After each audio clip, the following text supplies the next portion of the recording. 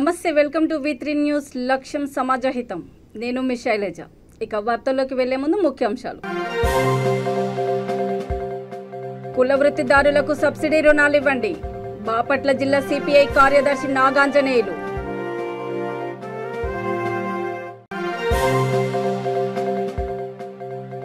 తల్లిని కొట్టి డబ్బులు తీసుకున్న కొడుకు ఆత్మహత్య ప్రయత్నం చేయగా వృద్ధురాలిని రక్షించిన విలేకరులు.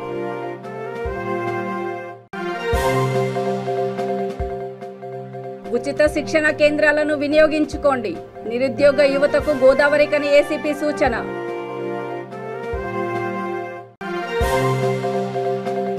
పదో తరగతిలో సత్తా చాటిన విద్యార్థులకు సన్మానం. అభినందించిన కోనసీమ కొత్తపేట జెడ్పీహెచ్ఎస్ ప్రధానోపాధ్యాయురాలు. పదో తరగతిలో అత్యధిక మార్కులు సాధించిన విద్యార్థులను అంబేద్కర్ కోనసీమ జిల్లా కొత్తపేట నియోజకవర్గంలోని జిల్లా పరిషత్ ఉన్నత పాఠశాల ప్రధానోపాధ్యాయురాలు సన్మానించారు.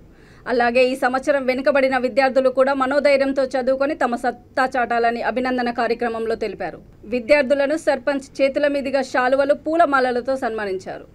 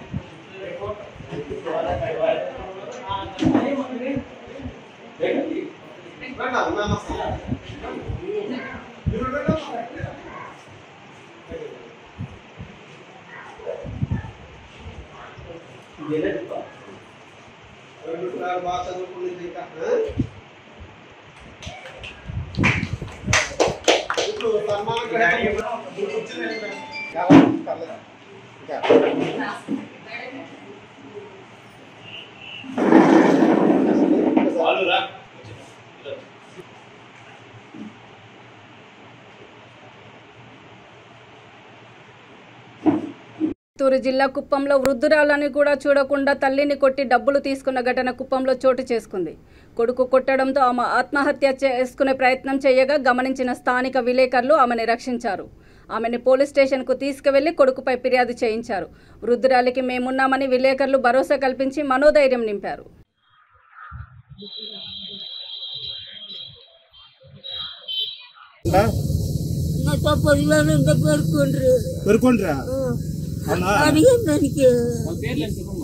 ఊరు లక్ష్మీపురమా? మీ కొడుకు పేరేమ్మా? కోడలో కస్తూరియా?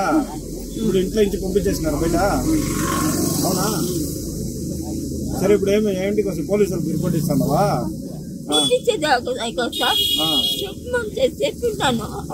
నన్ను ఇక్కడ చేసిందని చెప్తా ఉన్నాను. అవునా? సరే,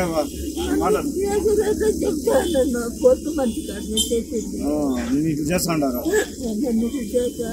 ఇదంతా గాయం అదేనా?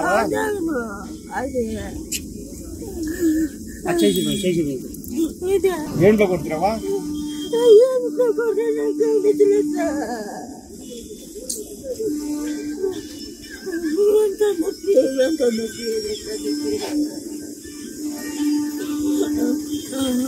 కుల వృత్తిదారుల కార్పొరేషన్లకు నిధులు కేటాయించి వృత్తిదారులకు సబ్సిడీ రుణాలను మంజూరు చేయాలని బాపట్ల జిల్లా సిపిఐ కార్యదర్శి నాగాంజనేయులు, చేతి వృత్తిదారుల సమైక్య ఉమ్మడి గుంటూరు జిల్లా ప్రధాన కార్యదర్శి గొట్టుముక్కల బాలాజీ ప్రభుత్వాన్ని డిమాండ్ చేశారు. కార్పొరేషన్లకు వృత్తిదారులకు సబ్సిడీ రుణాలు మంజూరు చేయాలని కోరుతూ రేపల్లి మండలం ఇన్ఛార్జ్ తహసీల్దార్ వీర వసంతరావుకు వారు వినతి పత్రం అందజేశారు. ఈరోజు రాష్ట్ర వ్యాప్తంగా చేతి వృత్తిదారుల ఆధ్వర్యాన ఎంఆర్ఓ కార్యాలయాల వద్ద, కలెక్టర్ కార్యాలయాల వద్ద రిప్రజెంటేషన్స్ ఇవ్వడం అనేది జరుగుతుంది. ప్రధానంగా గత ప్రభుత్వాలు ఏవైతే ఉన్నాయో ఈ బీసీ సంఘాలకు సంబంధించి చేతి వృత్తిదారులు ఎవరైతే ఉన్నారో వాళ్ళకి చేనేత, గీత, నేత ఇంకా అనేక సంఘాలకు సంబంధించి ఆ సొసైటీలకి నిధులు ఇవ్వటం, వాళ్ళకి సబ్సిడీలు ఇవ్వటం, అన్ని రకాలుగా ప్రోత్సాహాలని కల్పించేవాళ్ళు. ఈరోజు వ్యక్తిగతంగా ఆ సంఘాల్లో కొంత డబ్బులు మేము ఇస్తున్నామనే పేరుతో ఈ యాసవి ఏట ఇడుపు పేరుతో 10,000 రూపాయలు, నేతన్న పేరుతో 24,000 రూపాయలు ఇట్లా డబ్బుల్ని పర్సనల్గా ఇచ్చి ఆ సొసైటీలకు సంబంధించి ఏవైతే పనులు జరగాలో ఆ పనులన్నీ ఈ రాష్ట్ర ప్రభుత్వం వైఎస్ఆర్ గవర్నమెంట్ వచ్చిన తర్వాత మొత్తం ఆపేయడం అనేది జరిగింది.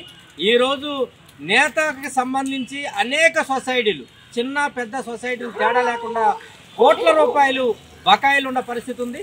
వాటిని పదే పదే అడుగుతున్న సందర్భంలో వాటిని మంజూరు చేయకపోగా డెవలప్మెంట్ యాక్టివిటీస్ ఏవైతే ఉన్నాయో వాటిని అడుగుతున్న సందర్భాల్లో ఇంకా మీకు ఎందుకు చేయాలనే విధంగా రాష్ట్ర ప్రభుత్వం మాట్లాడుతుంది. తక్షణం గతంలో ఏ పద్ధతుల్లో అయితే సబ్సిడీ లోన్లు ఆ సొసైటీల్ని బతికించడానికి సొసైటీలు ఆందోళన చేసి హక్కుల్ని సాధించుకున్నాయో ఆ హక్కులకు సంబంధించి ఆ చట్టాలకు సంబంధించి అమలు చేయాలని చెప్పి, ప్రధానంగా ఈ సబ్సిడీలు ఇవ్వాలని చెప్పి మేము చేతివృత్తిదారుల సంఘం తరఫున డిమాండ్ చేస్తూ ఉన్నాం. రాష్ట్రంలో జగన్మోహన్ రెడ్డి అధికారంలోకి వచ్చిన తర్వాత కార్పొరేషన్లు అయితే ఏర్పాటు చేయడం జరిగింది. అయితే కార్పొరేషన్లు ఏర్పాటు చేసి సంవత్సరం కాలం అవుతున్నప్పటికి కూడా ఏ కార్పొరేషన్ కూడా వాళ్ళు నిధులు ఇవ్వకపోవడంతో ఆయా చేతి వృత్తిదారులందరూ కూడా ఇవాళ వృత్తిని కోల్పోయి ఆర్థికపరమైన ఇబ్బందులు పడుతున్నారు. రాష్ట్ర ప్రభుత్వం ఏర్పాటు చేసిన చేతి వృత్తిదారుల కార్పొరేషన్కు నిధులు కేటాయించాలని, అలాగే చేతి వృత్తిదారులందరూ కూడా సబ్సిడీ రుణాలు ఇవ్వాలని చెప్పేసి ఈరోజు రాష్ట్ర వ్యాప్తంగా కూడా జిల్లా కలెక్టర్ ఆఫీసులు, మండల కేంద్రాల్లోనూ అట్లా కార్పొరేషన్లు ఎదుట ఆందోళన కార్యక్రమాలు జరుగుతున్నాయి. అందులో భాగంగానే ఈరోజు మండల డిప్యూటీ తహసీల్దార్ గారికి వినతిపత్రం అందజేయడం జరిగింది. ఇవాళ ప్రభుత్వం ఏ ఉద్దేశంతో అయితే కార్పొరేషన్లు ఏర్పాటు చేసిందో ఆ కార్పొరేషన్లకు నిధులు కేటాయించి ఆయా చేతి వృత్తులను ప్రోత్సహించాలని చెప్పేసి కోరుతున్నాం. అదేవిధంగా వాళ్ళ చేనేత సహకార సంఘాలకు ఆప్కో నుంచి రావాల్సిన కోట్లాది రూపాయలు బకాయిలను చెల్లించాలని, కార్మికులకు ఇవ్వాల్సిన యారన్ సబ్సిడీ, పావలా వడ్డీ, థ్రిఫ్ట్ ఫండ్ కూడా తక్షణం విడుదల చేయాలని చెప్పేసి డిమాండ్ చేస్తూ ఈరోజు ఆందోళన కార్యక్రమాలు నిర్వహించడం జరుగుతుంది. ప్రభుత్వం స్పందించి వెంటనే ఆయా కార్పొరేషన్లకి నిధులు కేటాయించాలి, లేకపోతే రానున్న రోజుల్లో వృత్తిదారుల సమైక్య ఆధ్వర్యంలో ఆందోళన కార్యక్రమాలు ఉధృతం చేస్తామని చెప్పేసి కూడా ఈ రాష్ట్ర ప్రభుత్వాన్ని హెచ్చరిస్తున్నాం. పెద్దపల్లి జిల్లా కమాన్పూర్ మండల కేంద్రంలోని ప్రజలకు పందుల సమస్య హడలెత్తిస్తుంది. స్థానిక ఇస్లాం నగర్లో పందులు శైర్య విహారం చేస్తూ స్థానికులను ఆందోళనకు గురి చేస్తున్నాయి. దోమలు, మురుగు దుర్వాసన పెరిగి ప్రజలు రోగాన బారిన పడుతున్నారని స్థానికులు ఆవేదన వ్యక్తం చేస్తున్నారు. పిల్లలు, వృద్ధులను బయటకు పంపాలంటే పందుల గుంపులు ఎక్కడ దాడి చేస్తాయోనని ప్రజలు ఆందోళన చెందుతున్నారు.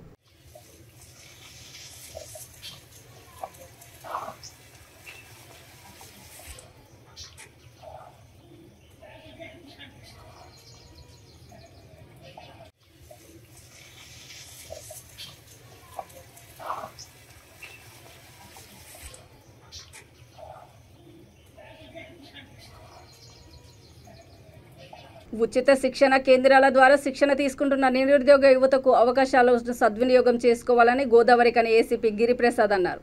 అంతర్గం మండల కేంద్రంలో APJ Abdul Kalam charitable trust ఆధ్వర్యంలో ఎస్ఐ, కానిస్టేబుల్ పోస్టులకు ఉచిత శిక్షణ నిర్వహిస్తున్న కేంద్రాన్ని ఆయన సందర్శించారు. విద్యార్థులు పట్టుదలతో అనుకున్న లక్ష్యాన్ని చేరుకోవాలని, ప్రభుత్వ ఉద్యోగం సాధించి తమ తల్లిదండ్రులకు, ప్రాంతానికి మంచి పేరు తీసుకురావాలని ఏసీపీ సూచించారు. విద్యార్థులకు ఉచితంగా స్టడీ మెటీరియల్ పంపిణీ చేశారు. ప్రతిసారి వాస్తవానికి మనం ప్రోగ్రామ్ చేసుకున్నప్పుడల్లా ఎందుకంటే డిఫరెంట్ ఆఫీసర్స్ వస్తూ ఉంటారు. మనం చేసుకున్నాం కాబట్టి ఏదో పబ్లిక్ ప్రోగ్రామ్ కాబట్టి వాళ్ళకు మనం చేస్తున్న సేవలు కొన్ని మనం చెప్పుకునేటువంటి అవసరం ఉంటుంది. కాబట్టి మరొకసారి సార్ మన ట్రస్ట్ చేస్తున్న కార్యక్రమాన్ని 2 నిమిషాలు గురించి ప్రయత్నం చేస్తా. సార్ 2020లో ఒక 10 మందితో స్టార్ట్ చేసుకున్నాం సార్. ఒక 10 మంది 9 మంది ఉంటే ఒక 40 ఉన్నారు. అన్ని రకాల ముందు పోతున్న మీ అందరికీ నా హార్దిక నమస్కారాలు. ప్రస్తుతం అందరికీ అదేవిధంగా దీనికోసం ప్రిపేర్ అవుతున్న నా సోదరి వాళ్ళందరికీ వాళ్ళకు నా నమస్కారాలు. అంటే టైం తక్కున్నది కాబట్టి ప్రిపేర్ కాలేమన్నది కాదు. లక్కీగా మనకు నోటిఫికేషన్ పడకముందే స్టార్ట్ చేసేది ఐడియా ఉంటుంది. సో ఇప్పటికల్లా ఒక అవగాహన వచ్చింది. మనకంతా మార్నింగ్ పోతున్నారా? ఎన్నో పోతున్నారు? ఫిజికల్ ఫిట్నెస్ లేదు, ఫిజికల్ ఫిట్నెస్. ఎందుకంటే దానికి మార్క్స్ ఉంటాయి. ఫిజికల్ ఫిట్నెస్ లో క్వాలిఫై కాకపోతే మీకు రిటర్నెస్ గా ఉండదు.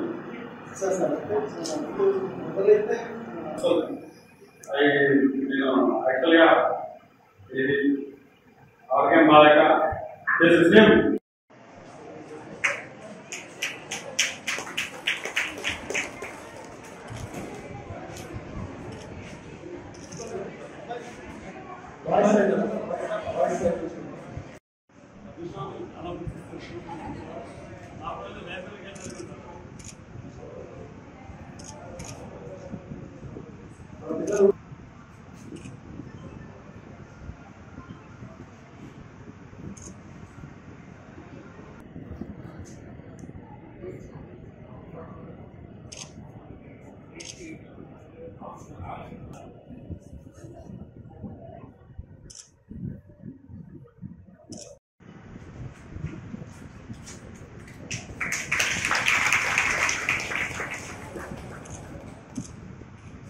రాజకీయ దురుద్దేశంతోనే డీసీసీబీ డైరెక్టర్లు తుళ్లూరు బ్రహ్మయ్యపై తన కార్యాలయంలోకి చొరబడి 40 మంది దాడి చేశారని భద్రాద్రి కొత్తగూడెం జిల్లా మనుగూరు మాజీ ఎమ్మెల్యే పాయం వెంకటేశ్వర్లు అన్నారు.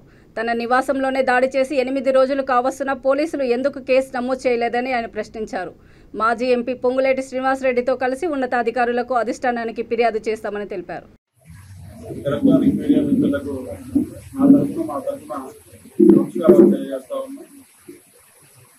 పిలవగానే వచ్చేసిన మీ అందరికీ పేరు పేరున ధన్యవాదాలు.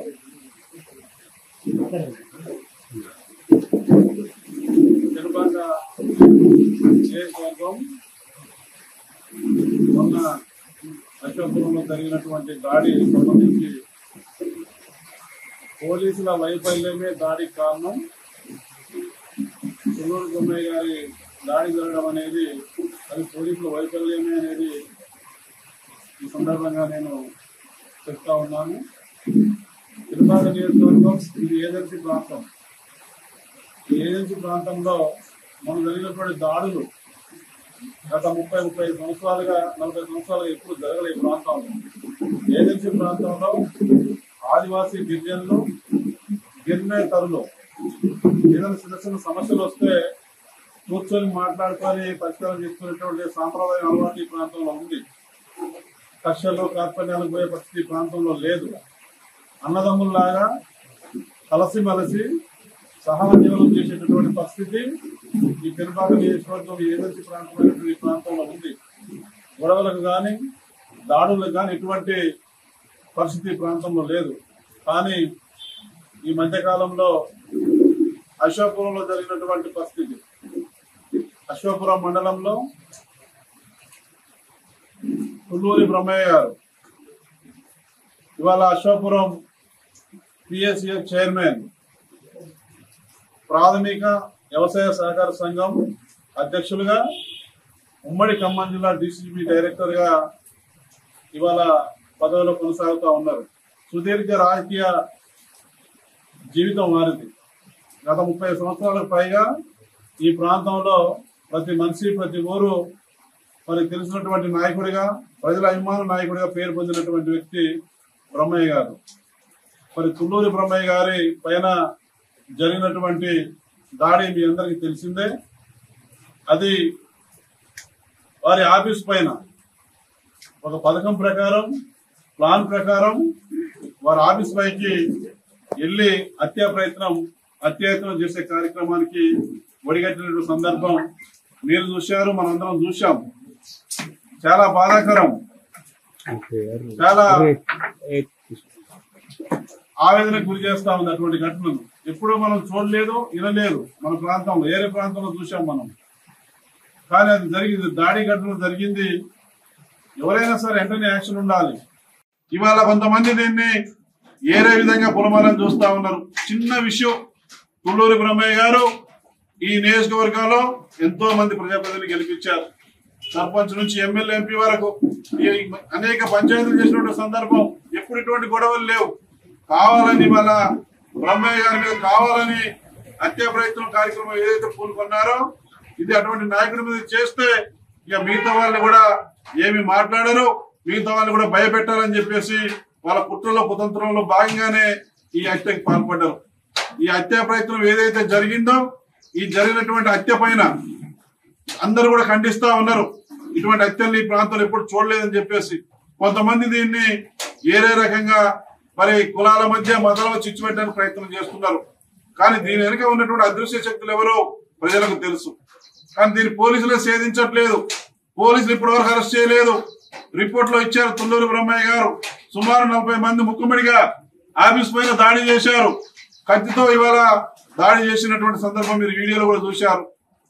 మరి ఇవాళ చంపడానికి వెళ్తే కంప్లైంట్ ఇస్తే బయట వ్యక్తులు గుండాలు రౌడీలు వచ్చారని చెప్తే పోలీస్ శాఖ వారు స్థానిక పోలీసులు ఇంత నిర్లక్ష్యం చేయడం అనేది చాలా బాధాకరం. పోలీసులు ఇట్లే చూస్తూ ఊరుకుంటూ పోతే భవిష్యత్తులో ఇటువంటి ఘటనలు ఇంకా జరిగే అవకాశం ఉంటుంది. ఈ ప్రాంతం కూడా మరి ఇవాళ ఏదైతే ఉందో హింసకు ఎంకరేజ్మెంట్ చేసినట్టుగా పోలీస్ సైడ్ నుంచి ఆ రకంగా భావించాల్సి ఉంటుంది. కాబట్టి పోలీసులు ఇప్పటికైనా సరే స్థానిక పోలీసులు విజ్ఞప్తి చేస్తా ఉన్నా, మరి ఇప్పటికైనా సరే 8వ రోజు కావస్తా ఉంది. స్థానిక పోలీసులు నిర్లక్ష్యం ఏదైతే ఉందో అది వీడి వెంటనే అరెస్ట్ చేసి, వెంటనే ఎవరో తెలుసు మీకు, వెంటనే అరెస్ట్ చేసి వారి విషయంలో తప్పనిసరిగా మీరు చేయాల్సినటువంటి చర్యలు చేపట్టి కఠినమైన శిక్షలు చట్టపరంగా శిక్షించాలని చెప్పేసి డిమాండ్ చేస్తా ఉన్నాను. రాజన్న సిరిసిల్ల జిల్లా దమ్మన్నపేట పాఠశాల విద్యార్థులకు గంభీరావుపేట జెడ్పీటీసీ కొమ్మిరిశెట్టి విజయ లక్ష్మణ్ బస్ పాసులను అందజేశారు. ఏడాది పాటు తన సొంత ఖర్చులతో 100 మందికి పైగా విద్యార్థులకు బస్ పాసులను అందజేశారు. ఈ సందర్భంగా జెడ్పీటీసీ మాట్లాడుతూ విద్యార్థులు బాగా చదివి మండలంలోని మొదటి స్థానంలో పాఠశాలకు పేరు తీసుకురావాలని కోరారు.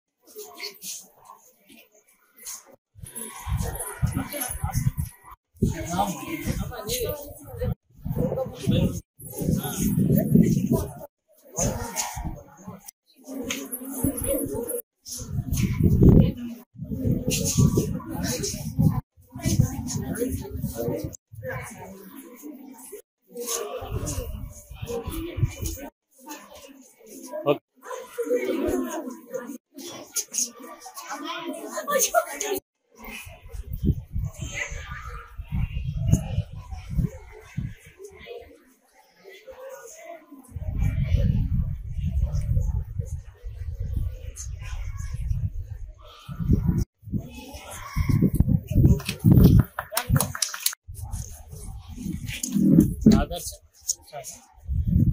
గ్రామంలో ఈరోజు ఇచ్చేసినటువంటి శ్రీ విజయలక్ష్మి గారికి కృతజ్ఞతలు వందనాలు. ఎందుకంటే మన ఆదర్శ పాఠశాల చదువుతున్నటువంటి 6వ తరగతి 7వ తరగతి అబ్బాయిలకు, 6వ తరగతి నుండి 10వ తరగతి వరకు చదువుతున్నటువంటి విద్యార్థినులకు ఉచిత బస్ పాస్ సౌకర్యం మన ఆర్టీసీ సిరిసిల్ల డిపో వారు ఇవ్వడం జరిగింది. అందులో భాగంగా విద్యార్థులకి చేయూతను అందించడానికి, ఆర్థిక సాయం చేయడానికి ముందుకొచ్చి వాళ్ళకు అయ్యే బస్ పాస్ ఖర్చులు కూడా మేమే భరిస్తామని ముందుకొచ్చినటువంటి జెడ్పీటీసీ లక్ష్మి గారికి ఆ పాఠశాల తరఫున మరియు విద్యార్థులందరి తరఫున కృతజ్ఞతాది. ఏబీవీపీ తెలంగాణ రాష్ట్ర శాఖ పిలుపుతో ఇబ్రహీంపట్నం, మంచల్, బొంగుళూరు, ఆదిపట్ల కేంద్రంలో పలు ప్రైవేట్ పాఠశాలలను మూసివేశారు. ఈ సందర్భంగా ఏబీవీపీ నాయకులు మాట్లాడుతూ ప్రైవేట్ పాఠశాలల్లో దోపిడీని అరికట్టాలన్నారు. సర్కార్ బడుల్లో సత్వరమే పుస్తకాలు, యూనిఫామ్ అందించాలని, ఫీజు నియంత్రణ చట్టం అమలు చేయాలని పలు డిమాండ్లు ప్రవేశపెట్టారు.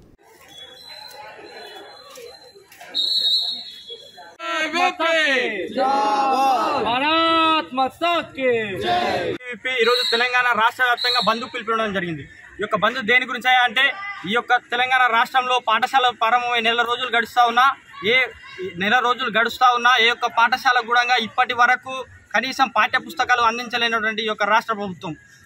అదేవిధంగా ఈరోజు విద్యను వ్యాపారం చేస్తూ కార్పొరేట్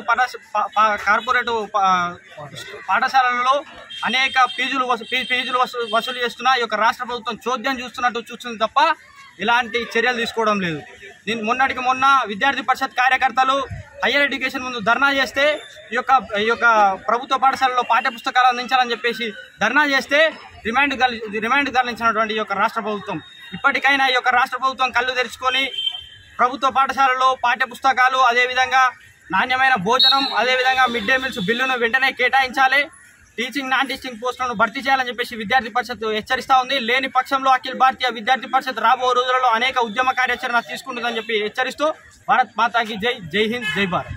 రామగుండం కాంగ్రెస్ పార్టీ నియోజకవర్గ ఇన్ఛార్జ్ ఠాకూర్ మకాన్ సింగ్ మనాలి దంపతులు అంతర్గం కాంగ్రెస్ పార్టీ నాయకుడు కాంపల్లి సంతోష్ కుటుంబ సభ్యులను పరామర్శించాడు. తండ్రి కాంపల్లి భీమయ్య ప్రథమ వర్ధంతికి వారు హాజరై వారిని ఓదార్చారు. సమస్యలను తన దృష్టికి తీసుకువస్తే పరిష్కరిస్తామని, కృషి చేస్తామని ఆయన హామీ ఇచ్చారు.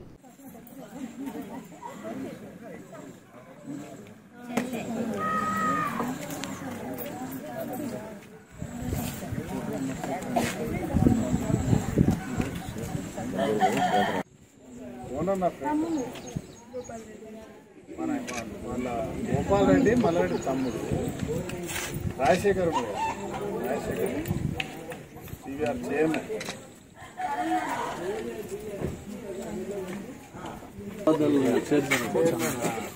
నువ్వు పోవద్దంట రాజశేఖర్ గారు వచ్చి రాజశేఖర్ పంపిస్తానే ఎవరైనా పంపిస్తాడు, నువ్వు పోవద్దారా ఆయన ఇక్కడ మన సిగ్నల్ గార్డెన్స్ ఉన్నాయి కదా అప్పుడు నేను పోయి సిబిఆర్ నేను ఇనాగ్రేషన్ చేసినా మళ్ళీ నా ఆయన ఎంత మంది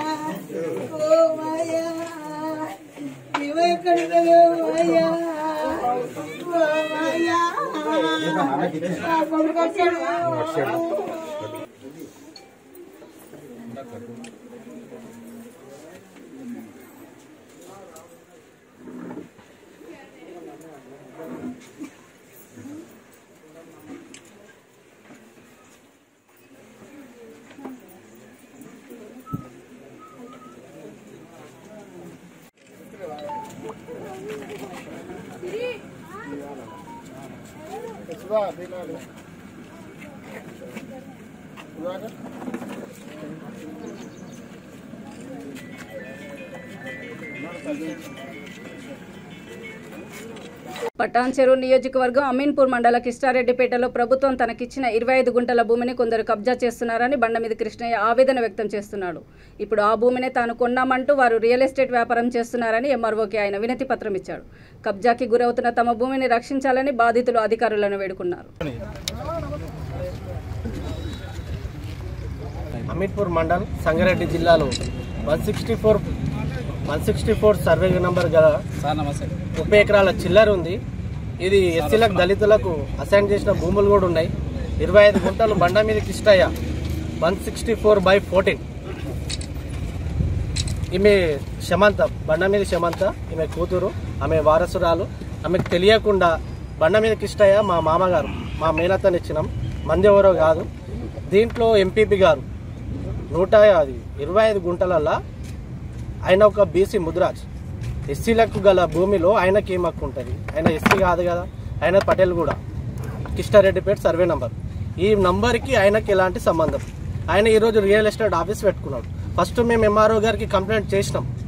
దీంట్లో మొరం వేయడం ఇవన్నీ చేసిండు, చెట్లు పెట్టడం అలాంటివి చేసినప్పుడు గ్రామ పంచాయతీ ఓపెనింగ్ ఉందని చెప్పి, పార్కింగ్ గురించి మినిస్టర్ గారు కూడా వస్తాడని చెప్పి, ఇబ్బంది అవుతుందని చెప్పి పార్కింగ్ గురించి చేస్తానంటే దానికి మేము సహకరించినాం. తర్వాత ఇప్పుడు ఆఫీస్ పెట్టి ఆ బేస్మెంట్ కట్టేటప్పుడు కూడా కంప్లైంట్ చేసినాం. చేసే ఊరికి పనికొచ్చే విధంగా వాటర్ ప్లాంట్ పెడతామని అన్నాడు. వాటర్ ప్లాంట్ పోయింది. ఇప్పుడు ప్రజెంట్ లైవ్లో చూస్తే రియల్ ఎస్టేట్ ఆఫీస్ ఉంది. ఆయన లావాదేవీల గురించి నిర్మించుకున్న ఆఫీస్ ఉంది. ఇకపోతే ఇదే 12 గుంటలల్లా బండమీది నర్సమ్మ కోడలు, కిష్టయ్య కోడలు, ఆమె దాంట్లో బాచుపల్లి కిరణ్ కుమార్ ఈరోజు ఉందని చెప్పి ఆయన వస్తున్నాడు. ఆయన ఉన్నాడని మాకు కూడా తెలియదు. ఇప్పుడు మేము ఉన్నాం, మీరు ఆపడానికి అని చెప్పేసి గొడవకి మా పైకి వస్తున్నాడు.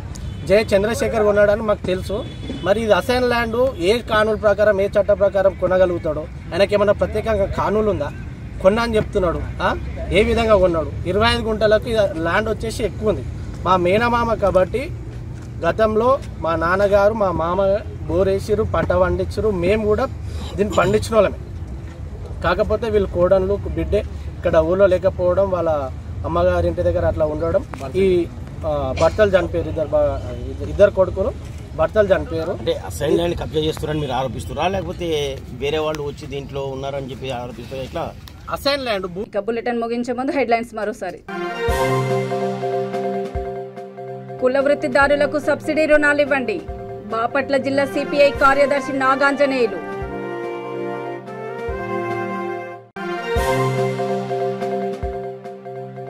తల్లిని కొట్టి డబ్బులు తీసుకున్న కొడుకు ఆత్మహత్య ప్రయత్నం చేయగా వృద్ధురాలిని రక్షించిన విలేకరులు.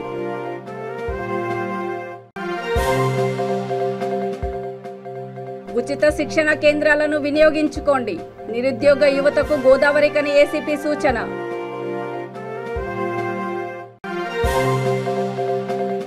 పదో తరగతిలో సత్తా చాటిన విద్యార్థులకు సన్మానం.